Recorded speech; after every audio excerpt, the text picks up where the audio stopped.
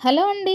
ఇవాల్టి స్పెషల్ వచ్చేసి ఎన్నో పోషక విలువలు కలిగిన అవిసె గింజలతో లడ్డు ఎలా ప్రిపేర్ చేసుకోవాలనేది చూపిస్తాను.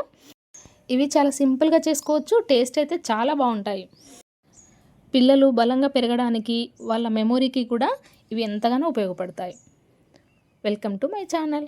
ముందుగా దీనికోసం ఇక్కడైనా స్టవ్ వెలిగించుకొని ఒక ప్యాన్ పెట్టుకున్నాక దానిలో 1 కప్ వరకే అవిసె గింజలు తీసుకున్నాను. ఈ అవిసె గింజలు అనేవి మనకి అన్ని సూపర్ మార్కెట్‌లో ఈజీగా అవైలబుల్‌గా ఉంటాయి. ఈ అవిసె గింజల్లో చాలా న్యూట్రియంట్స్ ఉండడంతో పాటు ఒమేగా 3 ఫ్యాటీ యాసిడ్స్ ఎక్కువగా ఉంటాయి. జుట్టు, చర్మ సమస్య ఉన్న వాళ్ళకైతే ఈ అవిసె గింజలు బెస్ట్ అని చెప్పొచ్చండి. అంటే ఇవి రెగ్యులర్‌గా యూజ్ చేయడం వల్ల ఈ సమస్య నుండి బయటపడొచ్చు. ఇంకా ముఖ్యంగా చెప్పాలంటే హార్మోనల్ ఇంబాలెన్స్ ఉన్న వాళ్ళకైతే ఈ అవిసె గింజలు బెస్ట్ మెడిసిన్ అని చెప్పొచ్చండి. ఇవి రెగ్యులర్‌గా తీసుకుంటే అలాంటి ప్రాబ్లమ్స్ ఉన్న వాళ్ళకైనా కూడా బాగా యూజ్ అవుతుంది. ఇంకా చెప్పాలంటే పిల్లల్లో బ్రెయిన్ డెవలప్మెంట్ కానీ మంచి మెమొరీ ఉండడానికైనా కూడా ఈ అవిసె గింజలు బాగా యూజ్ అవుతాయి. సో ఇలా మనము నెమ్మదిగా లో ఫ్లేమ్లోనే అవి మంచిగా ఫ్రై అయ్యేంత వరకు మంచిగా వేపుకున్న తర్వాత వీటిని స్టవ్ ఆఫ్ చేసుకొని వేరొక ప్లేట్లోకి ట్రాన్స్ఫర్ చేసుకోవాలి. ఇవి చల్లారలోగా ఇప్పుడు మనం అదే ప్యాన్లో 1/2 కప్పు వరకు పల్లీలు వేసుకొని వాటిని కూడా మంచిగా రోస్ట్ చేసుకోవాలి. చూసారా, పల్లీలు కూడా మంచిగా వేగిపోయాయి కదా. ఇప్పుడు వాటిని కూడా ఒక ప్లేట్లోకి తీసుకున్న తర్వాత ఇప్పుడు అదే ప్యాన్లో 1/2 కప్పు వరకు నువ్వులు కూడా వేసుకోవాలి. నువ్వులను కూడా మంచిగా లో ఫ్లేమ్లోనే నెమ్మదిగా ఫ్రై చేసుకోవాలి. ఈ నువ్వులు త్వరగానే వేగిపోతాయి కదా. ఈ మనం కావాలంటే వీటిలో బాదం పప్పు, జీడిపప్పు అవి కూడా కొన్ని కొన్ని యాడ్ చేసుకొని కూడా చేసుకోవచ్చు. ఇక్కడ నేనైతే పల్లీలు, నువ్వులు, ఫ్లాక్స్ సీడ్స్తో లడ్డు చేస్తున్నాను. ఇవి కూడా మంచిగా ఫ్రై అయిపోయాయి కదా. ఇప్పుడు స్టవ్ ఆఫ్ చేసుకొని వాటిని కూడా అదే ప్లేట్లోకి తీసుకోవాలి. ఇవన్నీ కూడా పూర్తిగా చల్లారనివ్వాలి. ఇప్పుడు ఆల్రెడీ ఫ్లాక్స్ సీడ్స్ చల్లారిపోయాయి కదా. ఇప్పుడు వాటిని ఒక మిక్సీ జార్లోకి తీసుకోవాలి.